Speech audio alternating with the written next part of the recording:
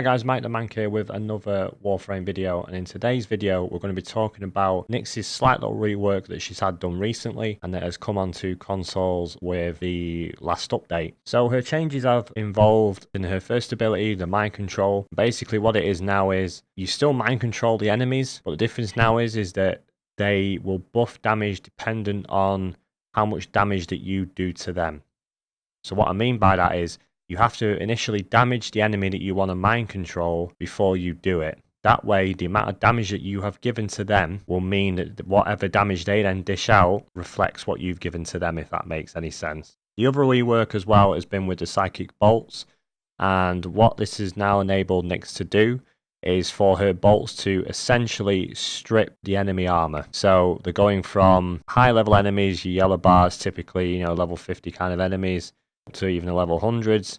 Now you are able, with the use of psychic bolts, to remove and debuff enemy armor and damage and all that good stuff simply by throwing the psychic bolts. So they're much more a viable ability as opposed to what they were previously, which was kind of like a radiation proc. Didn't really have much use. With this though, however, now they have much more of a utility, much more of a use in general with most Nyx builds. So the other abilities, the chaos hasn't really changed, as also her fourth ability is not changed as well. Not in essence of a massive rework. There is the element of that when you use her fourth ability and then you proc it, which means when it explodes, it does give a slight boost and damage to your party members. So that's quite a useful thing to do. But I reckon for the most part, a lot of people now will be using her one and her psychic bolts.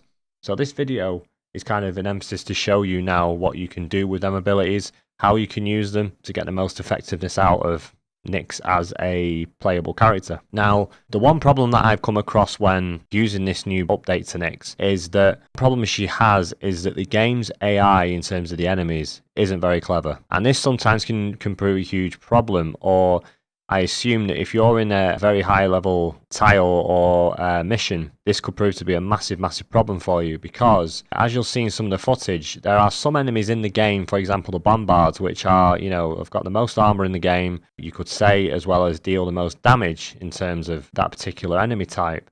The problem is that the AI for the bombard is not the smartest, and you will see from the footage as well that it can take a very long time or even bombards at a level 100 to whittle down what are considered lesser enemies than what they are in terms of their armor and the damage that they can produce. So what I found is you really have to kind of choose your targets in terms of what is going to deal the most DPS. And what I've found is that the corrupted heavy gunners seems to be the most reliable, is the word that's coming to mind. Not to say that they are the best, it's just that they seem to be a little bit more accurate, and DPS overall seems to be a lot better than picking a bombard, which would, to a lot of us, I would assume would be quite natural to do. And you'll see this in the later footage as well, that I do choose the bombard to fight for me.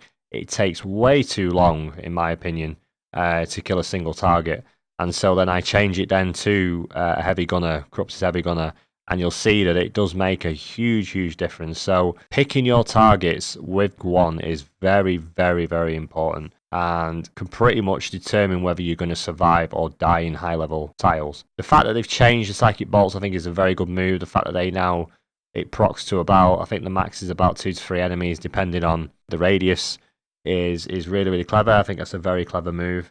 Makes her a little bit more viable in terms of crowd control. Her chaos is still quite useful in order to get an AoE out there and to give you a bit of a way out if you're getting overwhelmed. Her absorb is still slightly useful, we've not really changed it. Do I think that the changes have made or placed Nyx in a better place?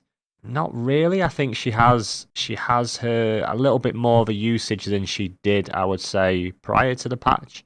But I still wouldn't put her up there with the elite Warframes. I still wouldn't really put her up there with the most used Warframes. I know that in a recent poll on one of the dev streams that she was one of the least used Warframes in the game, and I can't really see that changing. I can't really see a massive influx of players now using Nyx for a lot of end game activities and harder missions and that kind of stuff. So although the changes are good, although the changes are useful, I wouldn't really put her there as being now an elite Warframe and one to use.